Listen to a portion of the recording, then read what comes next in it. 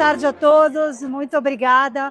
Eu sou Regina Pedroso, diretora executiva da BToken, que é a Associação Brasileira das Empresas Tokenizadoras de Ativo e Blockchain. Uma associação nova, com 1 ano e meio de vida, mas que surgiu para atuar nesse mercado novo de tokenização. Mercado muito interessante, que promete impactar todo o sistema financeiro para os próximos meses e anos. A tokenização, quantos de vocês todos conhecem o que é tokenização? Já sabem um pouco para entender? Muito bem.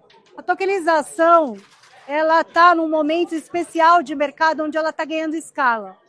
Dentro da associação, a gente trabalha com alguns pilares importantes de mercado. Um deles é o fomento das empresas do setor e o segundo deles é a regulação. Algo muito importante, o que vai trazer escalabilidade para esse mercado é a regulação. Então, a gente tem 3 faces da regulação. Uma ligada à CVM, que trata de valores mobiliários tokenizados. Uma esfera que diz respeito ao Banco Central, onde recentemente foi aberta uma consulta pública para ouvir o mercado sobre as prestadoras de serviços de ativos virtuais, que são as exchanges, custodiantes e intermediários. Também a gente tem um outro mercado, que é o de RWA, que é o World Assets, que são os ativos do mundo real tokenizados. Esses 3 mercados compõem o que a gente chama de mercado ecossistema de tokenização. E é muito interessante, porque a nossa visão como associação é que todas as empresas que estão aqui na Febrabantech, em alguma medida, vão ter contato com a tokenização. Todos os ativos que a gente conhece de valor estão sendo transformados por uma versão digital. E aí eu estou com um colega de mercado, especialista em infraestrutura tecnológica, o André Carneiro, que vai poder dividir com a gente vai bater um papo sobre infraestrutura, cases do mercado de tokenização. Boa tarde a todos. Eu sou André Carneiro, eu sou o CEO da BBChain. A BBChain é uma startup especializada em blockchain para o mercado corporativo. Então, basicamente, o que é isso, né? A gente nasce lá em 2018, egresso ali um pouco de academia, né, com o pessoal da USP, junto com o mercado financeiro, da onde são os founders. E a gente decide, naquele momento, trazer para o mundo dos negócios blockchain. Hoje talvez seja até mais comum a gente estar discutindo tokenização, mas naquele momento a única coisa que a gente falava sobre blockchain era criptomoeda. Então eu brinco que quando a gente fala que a BBChain é uma startup especializada em blockchain no mercado corporativo, foi uma maneira da gente sair da seguinte pergunta: mas você tem Bitcoin? Você vende Bitcoin?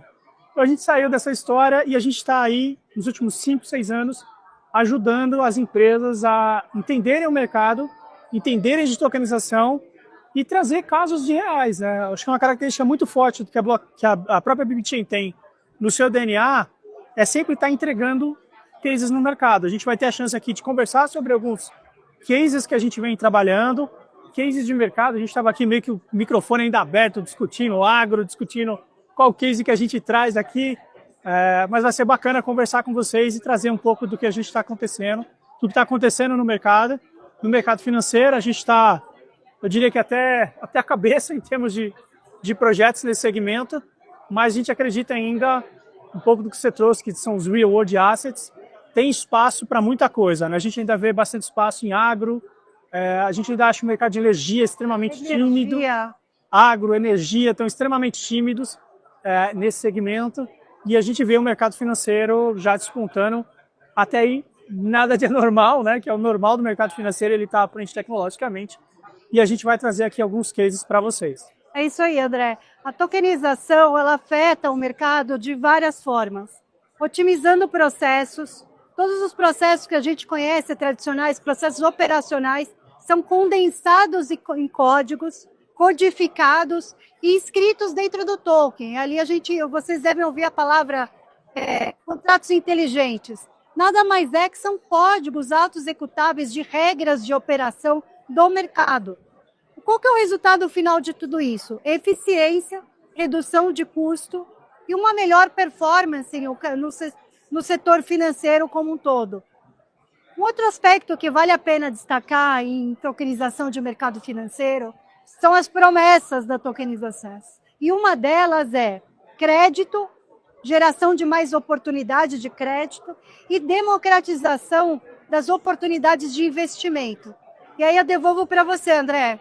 Fala um pouco de um case que a BB Chain está conduzindo, que um pouco que ilustra esse ganho de eficiência que a tokenização traz para o mercado. Acho que hoje a gente tem um case que é bem marcante nesse segmento, que a gente está conduzindo no contexto do Drex, né? A gente está conduzindo esse case junto com a BBC, que é a Associação Brasileira de Bancos, que congrega ali os bancos S2, bancos porte médio, né? Que, diga-se de passagem, é a maioria, né? É a maioria dos bancos. Então, no contexto do Drex, a gente está conduzindo um case de CCB, que é a cédula de crédito bancário, que é o principal instrumento em que os bancos utilizam quando eles dão crédito, né? Então, no final do dia, você vai lá e compra alguma coisa, faz um crédito contra o banco e talvez você nem perceba, mas o final disso é a geração de uma CCB. Qual que é o diferencial, né, nesse contexto? Porque, às vezes, e a gente vem passando muito por isso no tempo de tokenização, que é, você faz uma tokenização superficial, vamos colocar esse termo, que é, você já fez aquilo no papel efetivamente, e aí você só faz um token representativo daquilo no blockchain. Nesse caso, o que a gente está discutindo? A gente está discutindo um token nativo. Então nasce a emissão da CCB, nasce tokenizada do zero, nasce a distribuição, mercado primário, secundário, que é um mercado que é super difícil, né, para negociação de títulos de bancos. A gente já vem com esse processo onde se questiona inclusive eficiência. Por exemplo, se eu nasço com uma CCB dentro de uma infraestrutura que já é de blockchain, como vai ser o cenário de registro? Porque ela já está registrada. Exato. Então você tem um ganho de eficiência nesse cenário. Como é que vai ser, eventualmente, alguns papéis que você tem hoje, porque eles deixam de ser realmente necessários? E aí você tem espaço para novos. Por exemplo, mercado secundário é um caso que é interessante. Você fala assim, poxa, mas o que isso tem a ver comigo? O que isso impacta no meu dia a dia? Eu, como cidadão, como a CCB que o Carneiro está falando, que nasce lá num projeto do Drex, impacta o meu dia como pessoa? Crédito mais barato. Exato. O custo de emissão do crédito fica menor. O processo de reconciliação e liquidação se torna mais dinâmico. A competitividade fica maior. Por exemplo, o mercado secundário é um mercado interessantíssimo. O banco fez uma emissão, ele eventualmente quer se desfazer daquilo por uma taxa e quer emitir novos créditos no mercado. Havendo um mercado secundário, isso existe muito hoje em recebíveis no geral, Sim. Mas você teria todo esse mercado. Então esse é o tipo de cenário que a gente acha que é muito longe do nosso impacto, né? Muito longe do nosso ponto de apoio, que está acontecendo num cenário efetivo e que vai impactar no nosso dia a dia. Tá? Isso vai dar competitividade, vai dar um mercado mais amplo e a gente ainda está fazendo um adendo aí nessa jornada, que acho que a gente vai discutir em outro momento, que é a questão de privacidade. Estamos discutindo bastante coisa sobre privacidade nesse contexto que a gente está trabalhando, e a gente espera aí que em breve a gente consiga já soltar no mercado aí, via BBC, toda essa estrutura para o mercado ter como uso.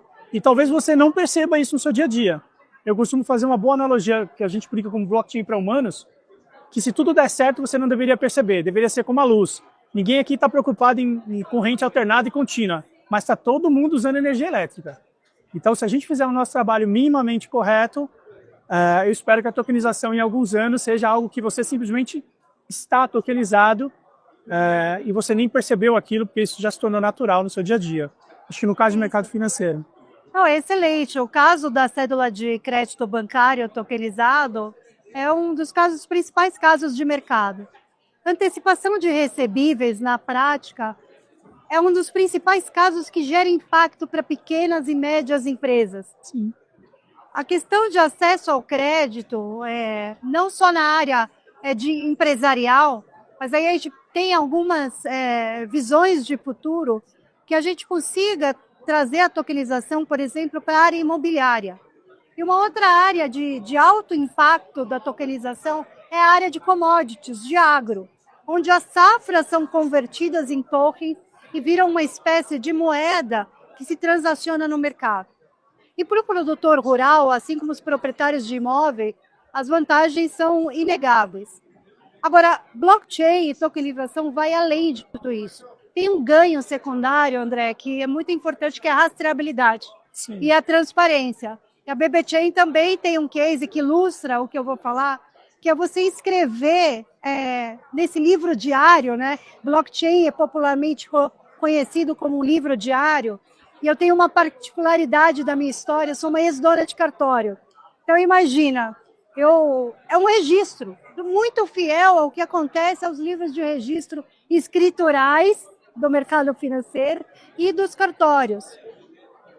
E aí a questão da rastreabilidade se torna relevante por conta da transparência de toda a cadeia de vida desse ativo. E aí eu queria que você compartilhasse com eles aquele exemplo que você me deu. Sim, hoje a gente está trabalhando com um produto que chama Tracker. A ideia do Tracker é exatamente isso, né? A gente vem trabalhando há muitos anos nessa jornada e sempre alguém quer rastrear alguma coisa. E aí a gente pensou, poxa, ok, como é que eu faço isso de uma maneira que eu consiga atender o pequeno e médio a um grande cara? Então a gente soltou o Tracker e, mais recentemente, a gente fez uma adequação desse produto para uma regulação europeia que entra a partir do próximo ano, que é interessante estar atento, que chama-se DPP, Digital Product Passport. É um passaporte digital dos produtos. Basicamente, a regulação vai determinar que, quando você tiver um determinado produto, é importante que ele tenha um registro de onde ele o que aconteceu com ele, como está essa cadeia, até para você saber cenários de importação ilícita, uso de materiais, reciclagem e todo esse cenário. E aí, como é que a gente conseguiu juntar as duas coisas, né? Que é sempre legal quando a gente consegue juntar as duas coisas. A gente conseguiu juntar, junto com um cliente nosso, rastreabilidade, então ele pega lá a cadeia dele produtiva de agro e ele começa rastreando essa cadeia, do início da produção, o lote, a área, com bastante coisas de geolocalização, certificados ambientais, então tudo isso vai ficando registrado no processo. Em determinado momento, ele vai fazer uma emissão de grãos futuros, né, que a gente está acostumado, que são as clássicas CPRs, né? Isso. A gente acha que nunca as coisas são desconexas, né? Na hora que ele vai emitir a CPR, ele não só emite uma CPR de um grão, como ele dá a história daquele grão inteira. Então, isso tem um valor agregado para quem está comprando. Isso não é teoria, isso é dinheiro no bolso. Isso. É dinheiro no bolso. Exatamente. Assim, custa tanto por quê? Porque tem o certificado A, B, C, tem essa cadeia de rastreabilidade e está entregue dessa forma. No final, é uma CPR no mercado financeiro. Não, é excelente, André. E tem um mercado que é de alto impacto, que é o mercado ESG, de sustentabilidade. Perfeito. Ao lado de vários ativos financeiros, a gente tem os ativos verdes, que não deixam de ser ativos financeiros de valor econômico. E como que você faz toda essa cadeia de valor de ativos de sustentabilidade e verdes na blockchain, nessa rastreabilidade que o André acabou de exemplificar? E teve um efeito super bacana, né? Porque a sacada que a gente teve junto com esse cliente foi de fazer o conceito de árvore, né? Eu lembro que meu sócio falou assim, não, a explicação é que é um grafo. Aí eu falei assim, tudo bem, quem é de engenharia vai no grafo bem. Mas pensa numa árvore. Então, a rastreabilidade nesse modelo que a gente começou a brincar com esse cliente, ela pode começar em qualquer local. E ela não tem um ponto fim. Sim. Então, ele começa rastreando, por exemplo, o grão. Beleza, você pegou aquele grão, um QR Code simples, e você teve autorização do produtor, você pode usar ele na produção de alimento. Sim. A CPR começa a ter um valor diferente. E tem um desdobramento que começou a surgir, que você pegou super bem, na hora que você emitiu aquele grão, você inclusive consegue dizer qual foi a pegada de carbono que aquela área deixou ou o quanto ela conseguiu retirar de carbono. Então você não só está levando um grão, porque é isso que está se olhando também no final do dia, né? Então é diferente de eu falar assim, poxa, eu tenho uma CPR tokenizada, por exemplo, mas não é uma CPR tokenizada qualquer. Eu estou com uma CPR tokenizada que, no final do dia, ela está levando um teco de crédito de carbono no seu processo. Tá? E não que isso tenha sido o objetivo fim da coisa. O objetivo era realmente ter a rastreabilidade e ter a dinâmica. Mas esse é um cenário de como a gente às vezes pensa o mercado financeiro muito isolado, né? Que a gente está em tokenização no mercado financeiro, mas a gente está diretamente ligado e impactado no mundo real. Exato. Então, você sai da fazenda, chega num ativo financeiro, né? Num instrumento financeiro. Instrumento financeiro totalmente tokenizado. E aqui deixa uma provocação também para quem está aqui ou quem vai assistir a gente depois. Acho que a gente está num momento de maturidade do mercado de tokenização, você percebe isso mais que a gente, como associação, em que a ideia de tokenizar uma coisa, eu não sei se a gente pode usar de maneira rasa, né? Não ia usar o termo fake, mas rasa. Eu fiz o negócio no papel e estou apenas gerando um token para dizer que tokenizei. este não é mais o momento. Exato. Acabou. Tá? Porque quando você chega na página 2, a pergunta é, mas... Esse token tem que ter conteúdo, e esse conteúdo tem que ter valor financeiro, valor real. Senão você vai... Lastro, tem que ter robustez. Tem que ter. E aí você usa a tecnologia efetivamente gerando valor agregado. Quando você para de fazer replicação apenas, né? Você deve vincular com coisas do mundo real, como é esse caso, né? Você vai criando todo o lastro com o agro, mas você tem um momento em que você fala assim, poxa, o ganho está na tokenização full. É isso aí. Quando eu paro de emitir aquele ativo em qualquer outro canto, vou atrás, brigo pela regulação, vocês ajudam muito nisso, trabalha com os reguladores para que seja aceito, e é uma coisa muito provocativa que a gente coloca, né? A gente tentando trazer, lembre-se que o regulador raramente regula a tecnologia. É verdade. Ele vai chegar para você e falar assim, tá bom, mas você pode emitir isso? Você tem as licenças? Você é a pessoa? Você tem responsabilidade sobre isso? E provavelmente, se você tem ou se você consegue chegar nisso, não haveria, em tese, limitações. É muito mais sobre você esclarecer, convencer. Os reguladores no Brasil estão altamente abertos, que é uma vantagem que a gente tem, tá? Sim. Não é em todo local, gente, tá? Tem local que você vai falar de blockchain e o cara fala assim, bloco o quê, né? Aquele negócio do Bitcoin, né? Eu ainda ouço isso, tá? Quando a gente vai para fora, aquele negócio do Bitcoin. Aqui a gente tem um cenário bem real de abertura do mercado, né? É muito positivo, de fato. Assim, o regulador está enfrentando uma série de desafios, e esse desafio também é nosso. Você imagina, leis de 1973, 1980, ou até antiga, regulando o mercado financeiro. E a gente vem com a tecnologia, com a inovação, precisando criar robustez regulatória, conformidade. A associação, de fato, tem feito um trabalho importante de diálogo com o regulador, tanto na esfera de CVM, quanto Banco Central e até Receita Federal. Recentemente vem se discutindo muito, notícia em vários jornais, a questão do IOF, tributação de eventuais. O mercado cripto já é tributado, não é um mercado que está livre de tributação. A Receita Federal já nos pede informações sobre os tokens. Quem tem token precisa declarar esses tokens. Na verdade, não muda muito. O ativo real que a gente palpável ou documento que é tokenizado, ele é equiparado. É a mesma coisa. E no cenário regulatório, esse ano em Brasília, a gente enfrentou questões interessantes. Um deputado federal, ele tem trabalhado um marco legal da tokenização. Então, todas as questões que ainda estão abertas devem ser reguladas nos próximos meses ou ano. Isso vai trazer maior escalabilidade para o mercado. E aí eu te pergunto, ao lado da regulação, que sabemos que é um desafio constante do mercado, qual é o desafio que você considera em termos de adoção da tecnologia? Eu tenho uma provocação que é, se você quer evoluir tecnologicamente, puxe a regulação, não espere. Acho que tem uma provocação que isso não é uma licença para cometer ilícitos, mas você não deve esperar toda a regulação estar perfeita. O desafio que a gente tem hoje a gente tem ainda, isso é a nossa visão, uma concentração do assunto de tokenização em grandes players. Eu acho que o desafio que a gente observa no mercado é como a gente democratiza isso. Tá? A gente tem feito uma discussão muito forte até sobre linguagem mesmo. Poxa, por que a explicação é sempre tão complexa? Por que a gente não transforma isso em coisas mais simples? Por que a gente não leva para o pequeno e médio?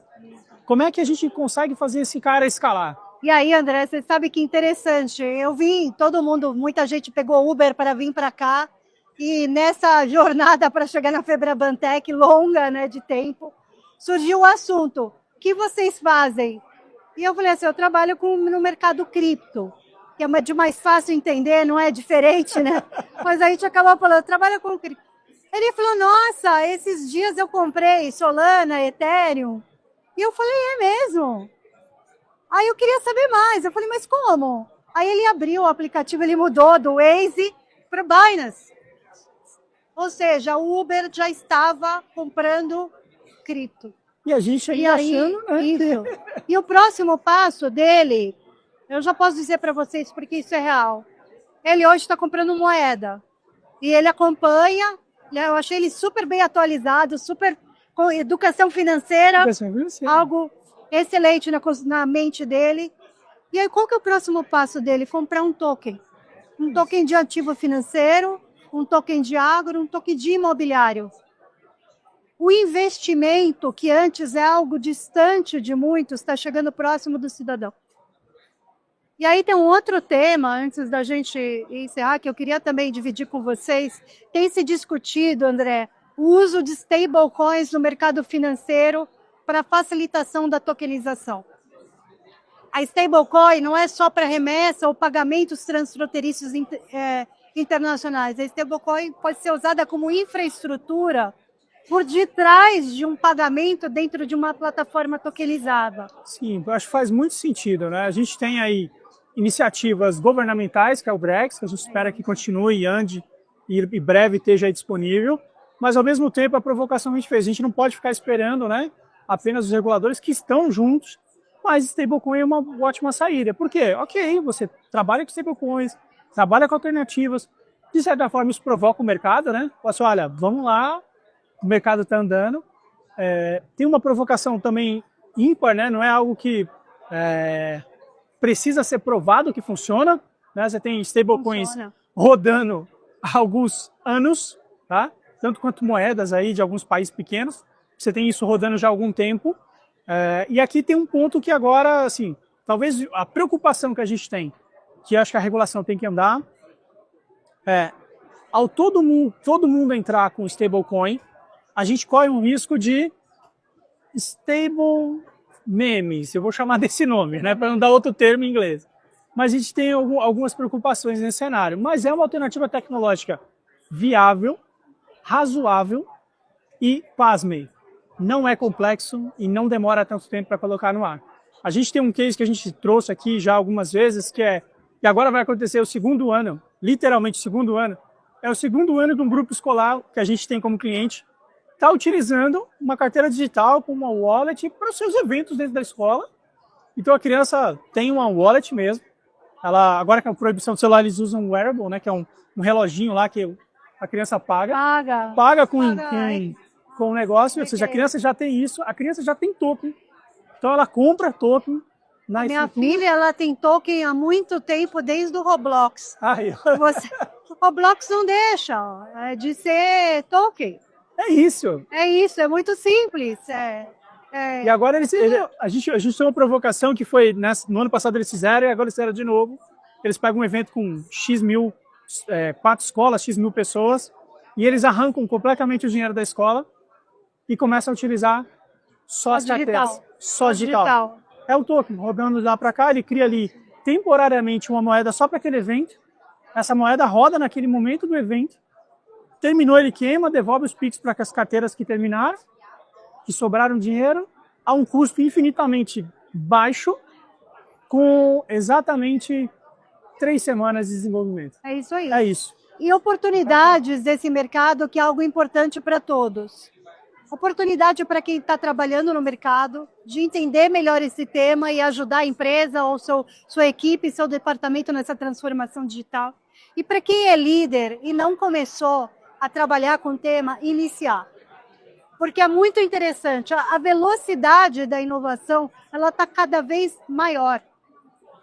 Antes, o ciclo de inovação de uma empresa era mais lento, hoje está muito mais rápido. E a gente que está no mercado tem uma percepção de urgência, para que o mercado financeiro, de fato, inicie a transição para as novas tecnologias. A gente tem, ao lado de AI, a questão da adoção do blockchain, da tokenização. A gente tem a RTM como um provedor de qualidade de infraestrutura. Eu acho que vale a pena sempre entender e dar um passo em direção à inovação. É isso.